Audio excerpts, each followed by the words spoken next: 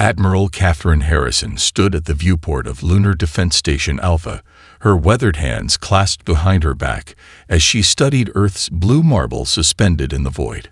20 years of service had earned her the nickname Steel Kate, but nothing in her career had prepared her for this moment.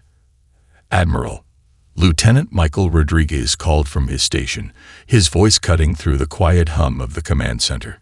"We're picking up something on the deep space array. It's structured." Harrison turned, her steel-gray hair catching the harsh fluorescent light. "Show me." The main display flickered to life, showing a cascade of complex mathematical patterns. Not random noise, not natural phenomena. This was a message, and it was aimed directly at Earth. "How many channels?" Harrison asked, already dreading the answer. "All of them, ma'am. Whatever this is, they want to make damn sure we get it." The message decoded itself with frightening speed, their quantum computers working overtime to translate the alien syntax. As the words appeared on screen, Harrison felt the temperature in the room drop. "To humanity. From the Concordiat of Enlightened Species. Subject, terms of submission. Get me the president," Harrison ordered, her voice steady despite the implications. "And patch in the Joint Chiefs. Everyone needs to see this."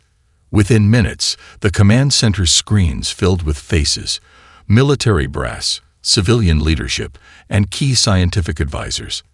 Harrison didn't waste time with pleasantries. "Ladies and gentlemen, first contact has arrived, and they're not here to make friends." The message continued to scroll, each line more demanding than the last. The Concordiat, a coalition of supposedly superior species, had been watching humanity's development. They found Earth's military advancement concerning and our political fragmentation destabilizing. Their solution was simple: immediate disarmament of all space-capable weapons, submission to Concordiat authority, and the acceptance of an alien advisory council to guide human development. The alternative was equally clear: resistance would be met with force. "They're giving us 72 hours to respond," Harrison reported, her tone arctic. "And their fleet is already within the Kuiper Belt." "My God," someone whispered, "they could reach Earth in 2 weeks at standard drive speeds," Harrison finished. "Less if their tech is as advanced as they claim." President Thomas Mitchell's face dominated the central screen, his expression grim. "Options." Harrison straightened, her posture shifting from military officer to warrior. "Mr. President, with your permission, I'd like to show you something. Authorization code, Prometheus 7. Screens flickered, showing new images, massive underground facilities, experimental spacecraft, and technology that officially didn't exist. Project Prometheus, humanity's insurance policy against exactly this scenario. "We've been preparing for this possibility since the first Mars colonies," Harrison explained. "Deep space sensors picked up artificial signals years ago. We knew we weren't alone, and we knew that first contact might not be peaceful." The images continued. Test pilots interfacing with neural systems, ships performing maneuvers that should have been impossible, weapon systems that could reshape the battlefield. "The Concordiat thinks they're dealing with a primitive species that will roll over at the first sign of superior force," Harrison continued. "They don't understand human nature. We don't submit. We don't surrender. And we've got cards to play that they can't possibly expect." President Mitchell leaned forward. "What exactly are you proposing, Admiral?" "A response they'll never forget," Harrison replied, "bringing up the schematics for humanity's greatest secret. We've developed technology they've never seen. Neural interfaces that let our pilots become one with their ships. Where they rely on artificial intelligence, we'd found a way to merge human intuition with machine precision. They think they're gods among the stars. Mr. President, I say it's time to show them that humanity has learned to forge our own thunder." The room fell silent as the implications sank in. It was Colonel Sarah Matthews who finally spoke, her voice carrying the weight of centuries of military tradition. "They expect us to kneel. Instead, let's show them why humanity has survived every threat we've ever faced. President Mitchell's expression hardened into resolve. How quickly can we deploy? Harrison's thin smile carried all the warmth of deep space. Just give the word, Mr. President. Project Prometheus is ready. Let them come. The stars are about to learn what humanity does to empires that demand our surrender. As the meeting concluded and plans were set in motion, Harrison returned to the viewport. Somewhere out there, an alien fleet approached, expecting to find an easy conquest. Instead, they would learn a lesson as old as humanity itself. Threaten us, and we don't cower. We fight back. Deep beneath the Pacific Ocean, in a facility carved into the bedrock of the Mariana Trench, Dr. Marcus Williams watched as another test pilot screamed. The neural combat interface wasn't supposed to hurt them, but humanity had run out of time for gentle solutions. Neural sync at 87%. The medical officer reported, her voice steady despite the pilot's convulsions. Brain activity is off the charts, but holding stable. Williams adjusted his wire-rimmed glasses, hiding his own discomfort behind scientific detachment. Push it to 90. Admiral Harrison stood beside him, her expression carved from stone, as she watched the pilot arch against the restraints. We're asking a lot of them, Doctor. They volunteered, Williams replied, but his hands trembled slightly as he typed commands into his console. And we're out of options. The Concordiate fleet crossed Neptune's orbit this morning. The test chamber's screen showed what the pilot was experiencing. Complete neural integration with a destroyer-class warship systems. Not just controlling it, but becoming it. Every sensor became a new sense, every weapon an extra limb. Neural sync at 92%. The medical officer called out. He's stabilizing. Wait, his patterns are changing. The pilot's screams stopped. Lieutenant James Cooper opened his eyes, and everyone in the room took an involuntary step back. There was something different in his gaze, something that spoke of perspectives no human was meant to have. I can feel her, Cooper whispered, his voice filled with wonder.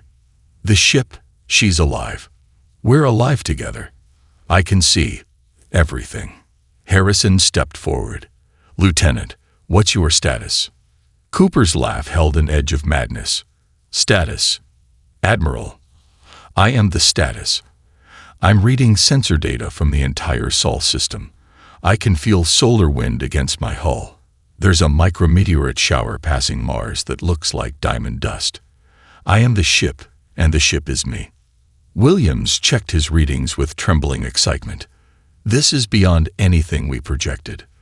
The neural integration isn't just letting him control the ship, it's expanding his consciousness to encompass its entire sensor range. He's processing data that should overwhelm any human brain. Can he fight? Harrison asked, ever focused on the approaching threat. Cooper answered by bringing his destroyer's weapons online. In the massive underwater dock next to the facility, the real ship's systems lit up in perfect sync with the neural simulation. Let me show you. The holographic combat range sprang to life, presenting simulated enemy vessels based on what they'd learned of Concordia technology. Cooper engaged them, and everyone watched in stunned silence as a single destroyer performed maneuvers that should have torn it apart. My God, Harrison breathed. He's not just flying it. He's dancing. Williams finished. The neural interface removes the barrier between thought and action. No delay, no computer interpretation, just pure human intuition at machine speeds.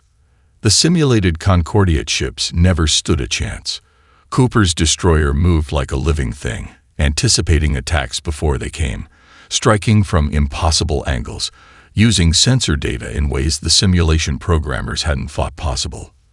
When it was over, Cooper looked at Harrison with eyes that seemed to see through time itself.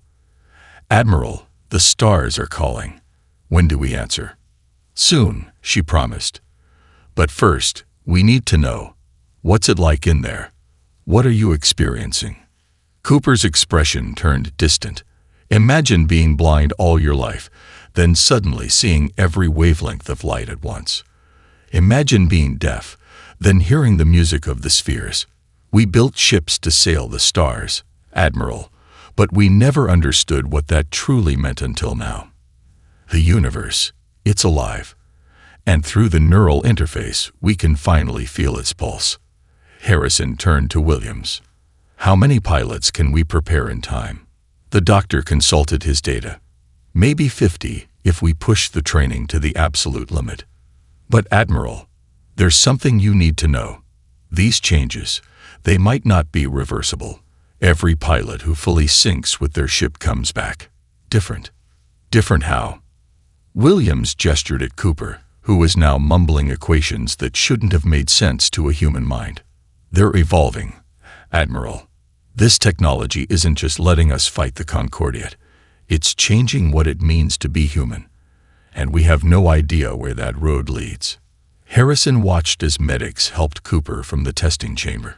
In his eyes, she saw the future of warfare, the future of humanity, and perhaps the future of consciousness itself. They had forged their sword, but its edge cut both ways.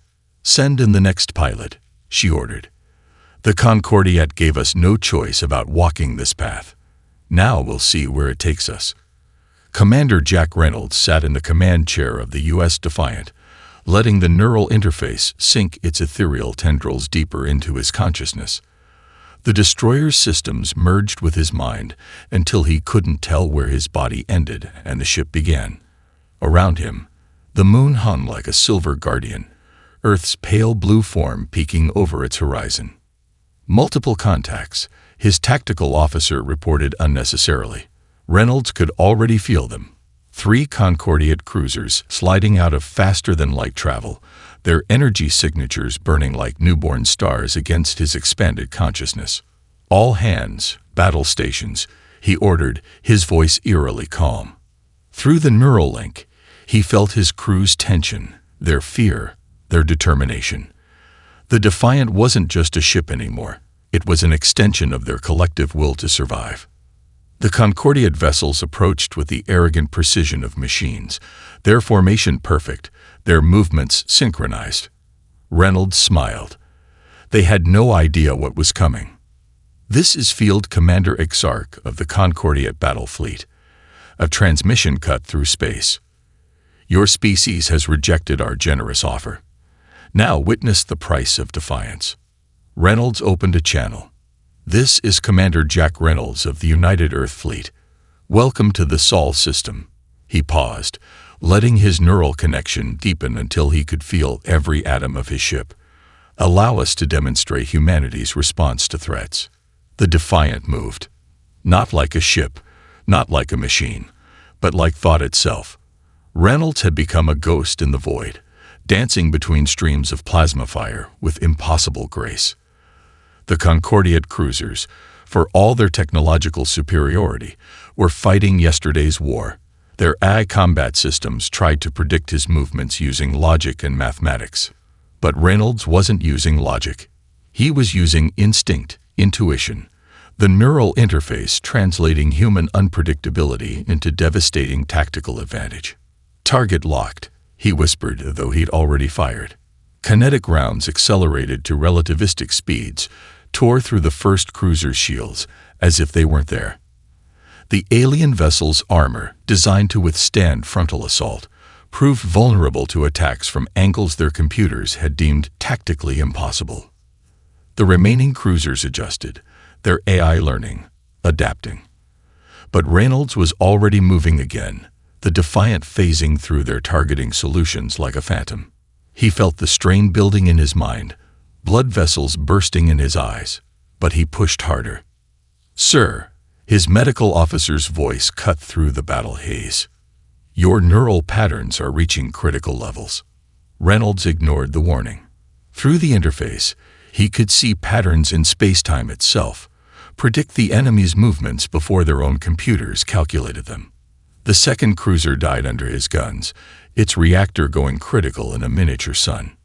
The last Concordiate vessel tried to retreat, its commander finally understanding that they faced something beyond their experience. Reynolds felt a spike of pain pierce his consciousness as he pushed the neural interface past its safety limits. "Commander, you need to disengage," the medical officer pleaded. "The interface is burning out your synapses." "Almost done," Reynolds grunted.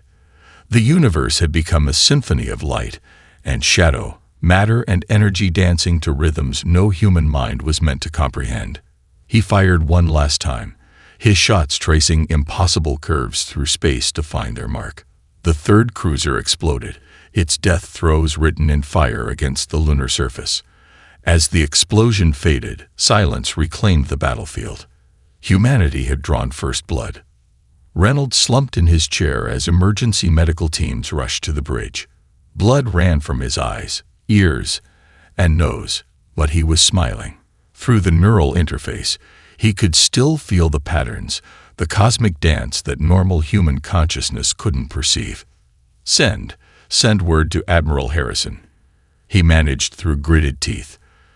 Tell her the neural interface works. Tell her we can win." His laugh held an edge of hysteria. "But tell her we're becoming something else.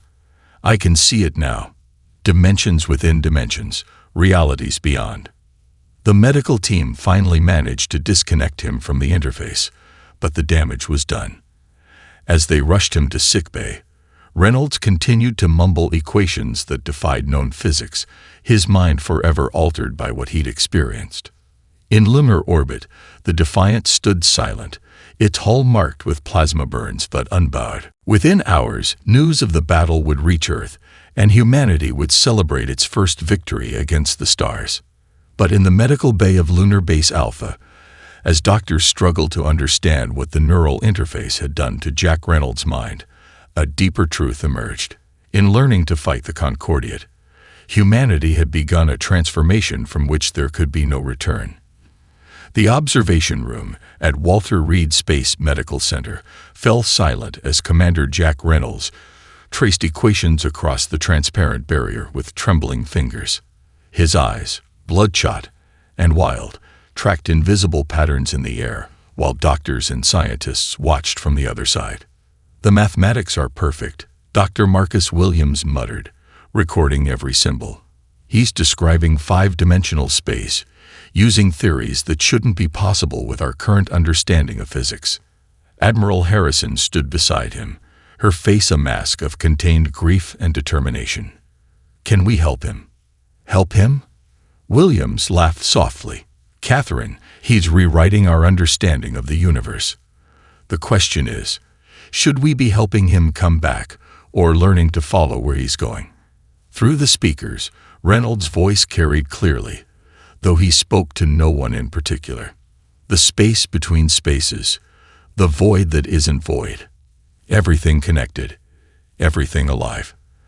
The ships, they're not just machines. They're cocoons, waiting for us to emerge. Harrison pressed her hand against the barrier. One of her best commanders, a man she'd known for 15 years, reduced to this. Yet his victory over the Concordiate cruisers had proven the neural combat interface was humanity's best hope for survival. "Show them the tactical review," she ordered. The room's holographic display activated, showing the battle from multiple angles. The Defiant's movements defied conventional physics, its attacks coming from vectors that military strategists had previously thought impossible. His neural connection gave him insights into space-time that our best computers can't match, Williams explained. He wasn't just controlling the ship, he was rewriting the rules of combat itself. At the cost of his sanity, Harrison countered. Perhaps. Williams adjusted his glasses. Or maybe sanity itself needs to be redefined when dealing with higher dimensions of space-time. A young lieutenant burst into the observation room, her face flushed with urgency. "Admiral, we've got more volunteers for the interface program. 300 of them, just from the lunar fleet." Harrison turned away from Reynolds' continued equations, after seeing what it did to him. "Because of what it did to him," the lieutenant corrected. "They're calling it transcendence through combat." The footage of the Defiance battle has gone viral throughout the fleet.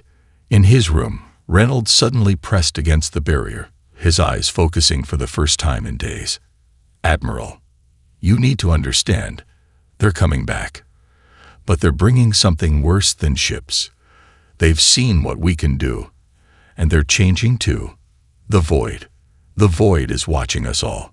Harrison stepped closer. "What do you mean, Jack? What's coming?" "Evolution," he whispered, his eyes reflecting impossible geometries. "They'll try to copy our interface technology, but they don't understand. Human consciousness is the key. We're not just fighting a war anymore. We're racing toward something.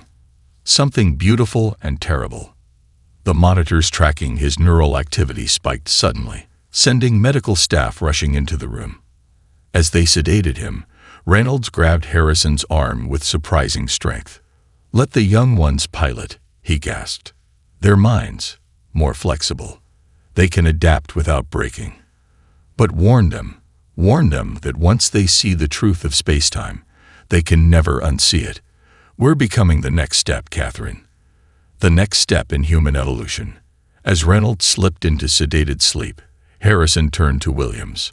"How many interface pilots are still combat ready?" 37, he replied, all showing various degrees of neural transformation, but still functional. The younger ones are adapting better, just as he said. And the Concordiate fleet. Long-range sensors show them regrouping at the edge of the system. At least 30 capital ships this time. They'll be here within the week. Harrison watched as medical staff adjusted Reynolds' restraints, her mind racing through possibilities and consequences. Humanity's first victory had shown them a path to survival, but the cost was mounting. Each pilot they sent into neural interface combat came back changed. Their minds expanded beyond normal human limits. "Begin processing the new volunteers," she ordered finally. "But prioritize the younger candidates. And Doctor," she paused at the door, "find a way to record everything Reynolds is writing. If we're truly witnessing the next step in human evolution, we need to understand where it's taking us." As she left the medical center, Harrison couldn't shake the feeling that humanity had stumbled upon something far bigger than their war with the Concordiate. In learning to fight among the stars, they had begun a transformation that would redefine what it meant to be human. The stars would know war, but perhaps they would know transcendence as well. Lieutenant Emma Chase drifted through the neural void. Her consciousness spread across a dozen automated defense platforms in the asteroid belt. At 22, she was part of the new generation of interface pilots, her young mind adapting to the impossible geometries of higher dimensional awareness without fracturing. "Contact," she whispered, her voice echoing through the command center of Defense Station Themis. Multiple signatures entering the belt. Their drives, they're different this time. Admiral Harrison studied the tactical display, watching as red dots representing Concordiate ships appeared in growing numbers. "How many?" 50 capital ships, Emma reported, her eyes moving beneath closed lids as she processed sensor data. "But there's something wrong. Their energy patterns. They're not pure machine anymore. They've done it. They've copied our interface technology." Harrison's jaw tightened.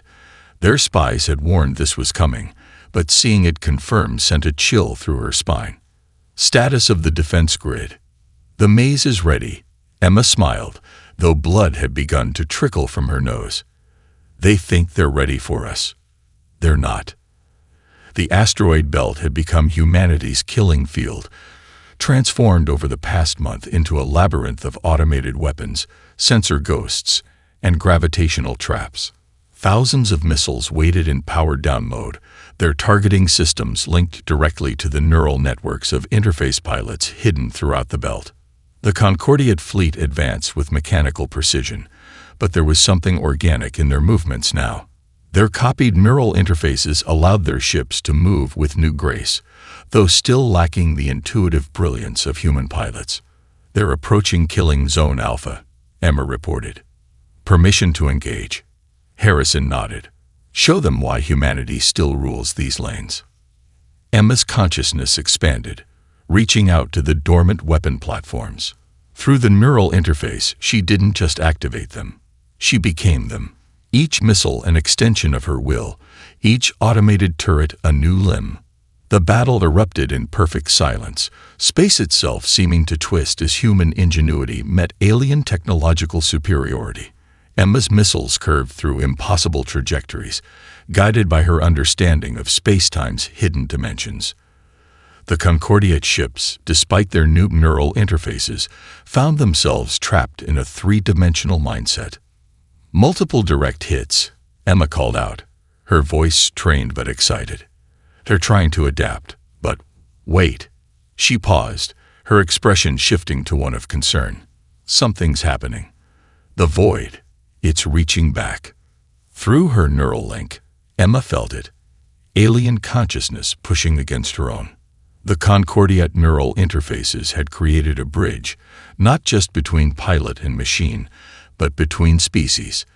In the higher dimensions of neural space, human and alien minds touched for the first time. Their lead ship, Emma gasped. The pilot. She's like us now. Evolved. Change. I can feel her trying to understand. The battle transformed into something beyond traditional combat. In normal space, ships and missiles danced their deadly ballet, but in the neural plane, minds clashed and merged. Emma found herself in a psychic duel with the alien pilot, their consciousness spiraling through dimensions that had no names. "Lieutenant, disengage if you need to," Harrison ordered, watching as more blood flowed from Emma's nose and ears. "No," Emma's voice carried new strength. "They need to understand. We're not just fighting for survival anymore. We're fighting for the future of consciousness itself." Through their neural link, Emma broadcast directly into the alien pilot's mind, sharing the full experience of human emotion, human drive, human evolution. In return, she caught glimpses of the Concordiate's true nature, their fear of chaos, their desperate need for control, their growing realization that in trying to suppress humanity, they had awakened something that could not be contained. The battle reached its crescendo as Emma unleashed the full power of humanity's trap. Asteroids themselves became weapons, their orbits calculated in 5 dimensions, creating a cascade of kinetic impacts that shattered the Concordia formation. When the dust settled, the surviving alien ships retreated, but something had fundamentally changed. Both sides had glimpsed a truth about the universe and their place in it. The neural interfaces weren't just weapons anymore. They were gateways to the next stage of evolution for both species.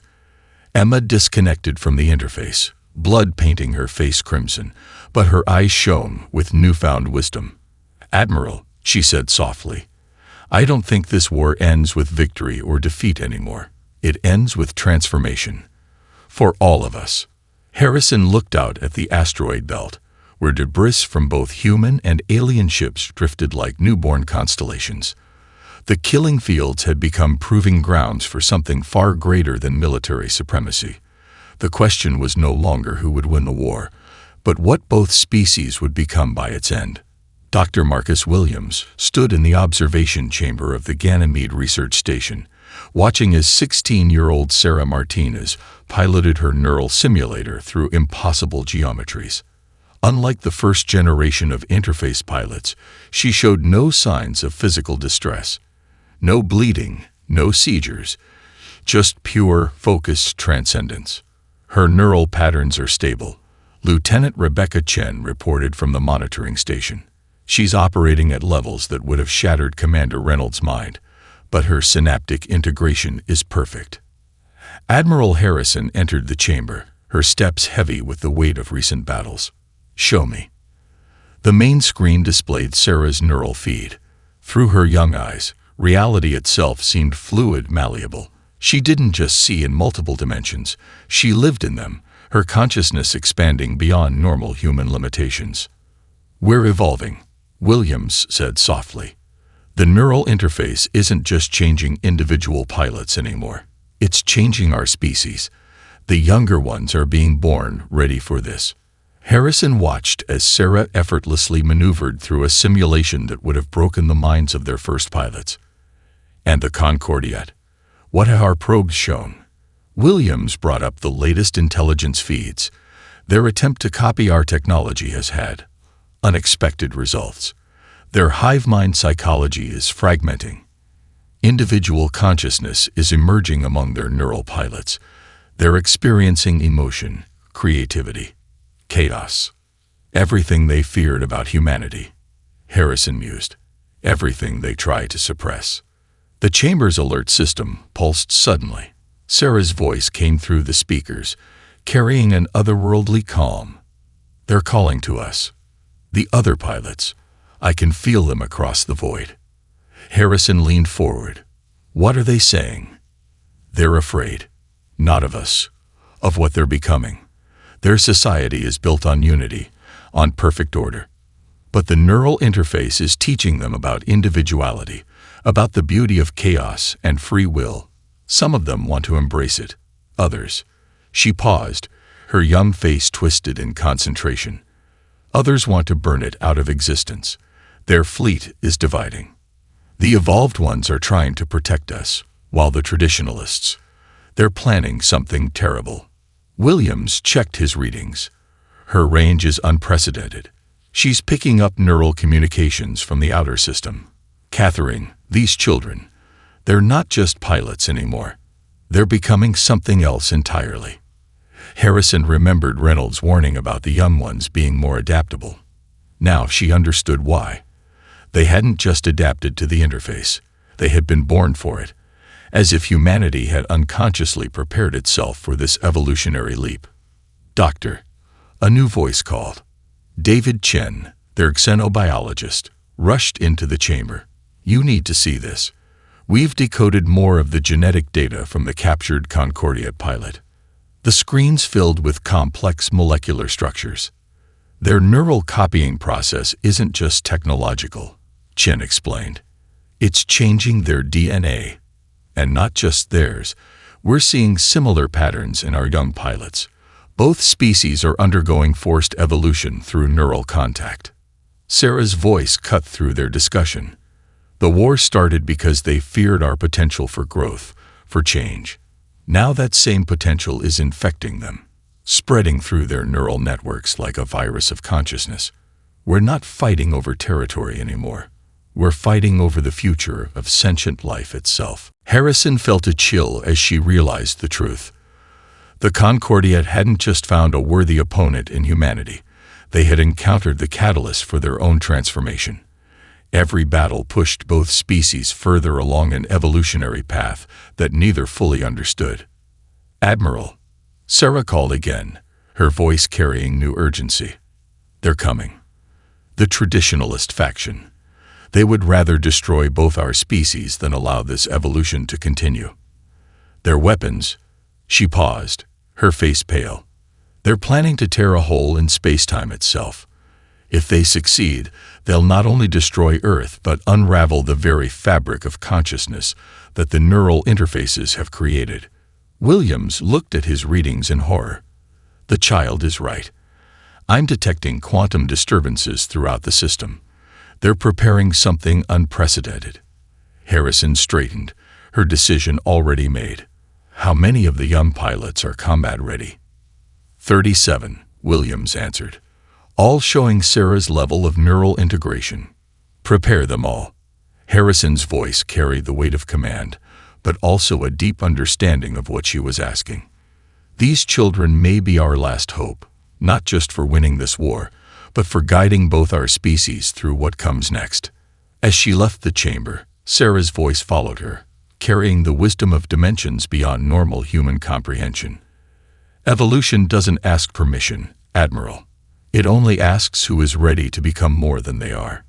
The bridge of the U.S. Prometheus blazed with neural energy as Admiral Catherine Harrison initiated her final interface link. Around Earth, 37 young pilots connected simultaneously, their enhanced minds reaching out across dimensions that humanity had only begun to understand. The void breaker is approaching. Sarah Martinez's voice echoed through the neural network, her consciousness spread across 3 destroyers. They'd weaponized a quantum singularity. If it detonates, it will create a cascade that will unravel space-time itself. Harrison felt the other pilots through the interface. not just their thoughts, but their very souls. The youngest was 14, the oldest barely 20. They were humanity's final card. Their minds evolved beyond what any adult could achieve. The weight of this choice would haunt her forever, if forever still existed after this day. All pilots, combat formation, she ordered, her own consciousness expanding to encompass the entire fleet. Sarah, take point. Emma, guard our flanks. Remember your training, but trust your instincts. What you feel in the neural space is as real as what you see. The Concordia fleet emerged from hyperspace like a tear in reality. At its heart, the massive void breaker pulsed with energies that made the neural interface scream in protest. Behind it came 200 ships, crewed by traditionalists determined to end the evolutionary leap that humanity had triggered. Enemy neural signatures detected. Emma Chase reported, her voice steady despite the strain. They're lead ships. They're different. The pilots have removed their emotion centers completely. They're pure logic now, trying to reject the change we represent. Harrison opened a channel to the enemy fleet. This is Admiral Harrison of the United Earth Fleet. Stand down. You're not just risking Earth, you're risking the fabric of space-time itself. The response came not in words, but in a burst of pure thought across the neural plane. Images of perfect order, of species bound by strict hierarchies, of a universe running like clockwork. The traditionalists weren't just fighting humanity, they were fighting chaos itself, fighting the messy reality of evolution and free will. They won't stop, Sarah whispered. In their minds, they're saving the universe from disorder. From us. From what we've awakened in them. The battle erupted across multiple dimensions. In normal space, ships fired antimatter weapons and quantum torpedoes. But in the neural plane, minds clashed like gods, reshaping local space-time through sheer force of will. Young pilots danced through impossible geometries, their evolved consciousness allowing them to see paths through space that their enemies couldn't comprehend. Emma's squadron phased through solid matter, attacking from dimensions that shouldn't exist. Sarah's destroyers moved in perfect synchronization, as if guided by a single transcendent mind.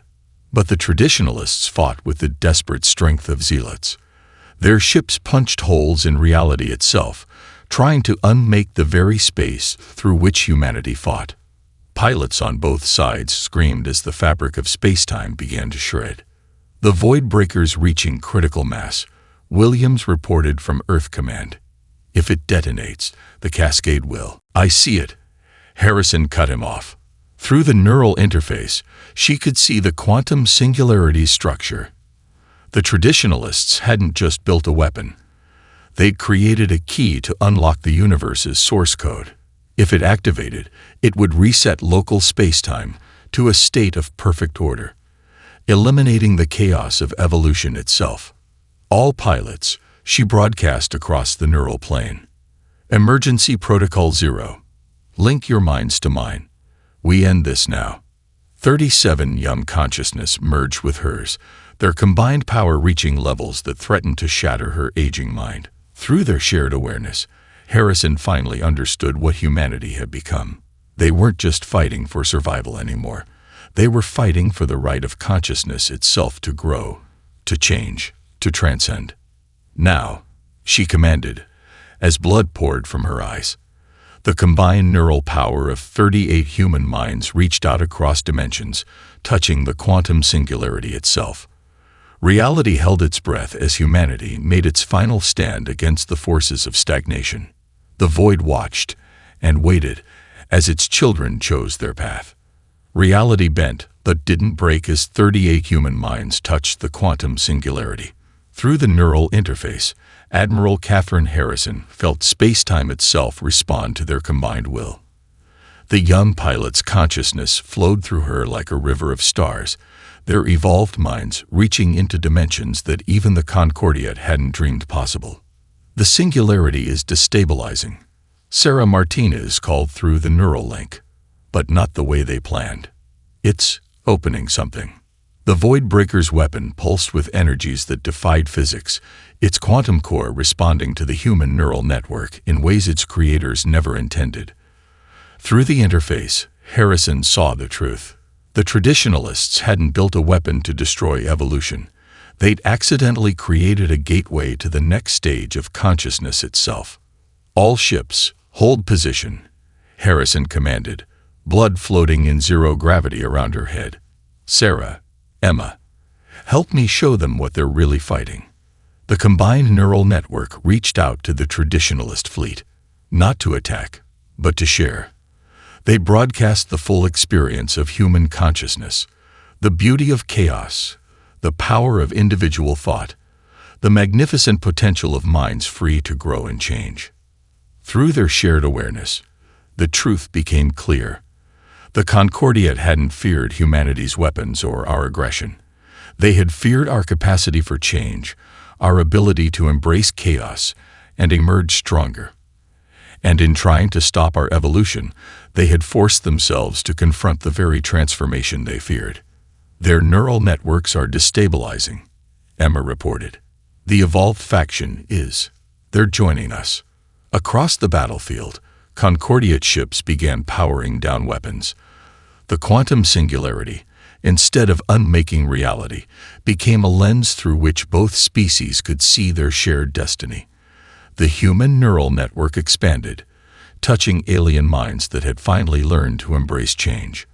Dr. Williams' voice cut through the communion. "Admiral, the singularity is creating a stable quantum field. It's showing us something." Through the combined consciousness of human and alien minds, they all saw it.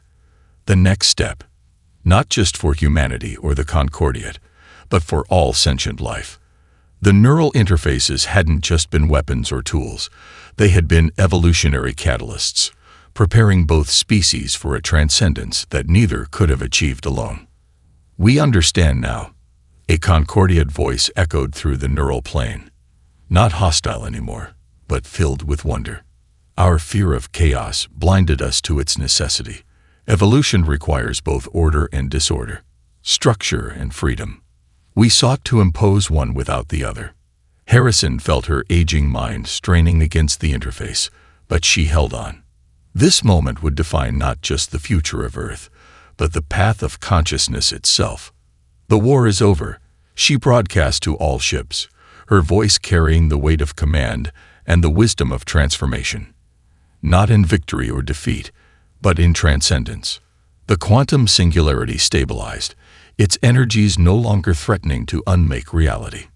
Instead, it became a bridge, a gateway to understanding that changed both species forever. The traditionalist fleet, those who could accept the change, joined their evolved brethren. Those who couldn't retreated into deep space, carrying warnings of what humanity had unleashed. Sarah's young voice carried a smile through the neural link. "They're sending us their knowledge, Admiral.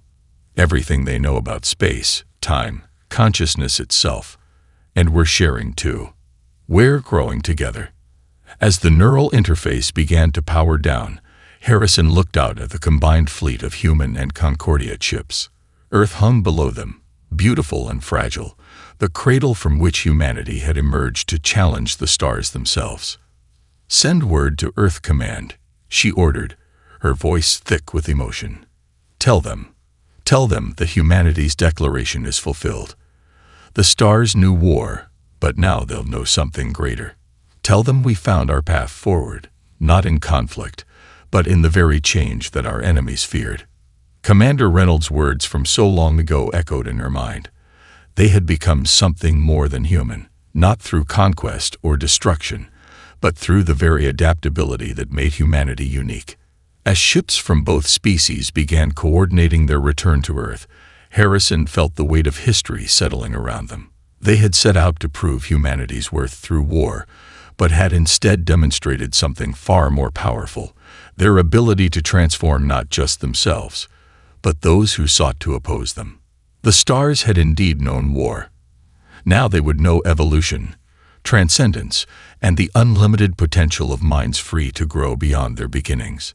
Humanity's greatest victory hadn't come from destroying their enemies, but from showing them a better path forward. Together,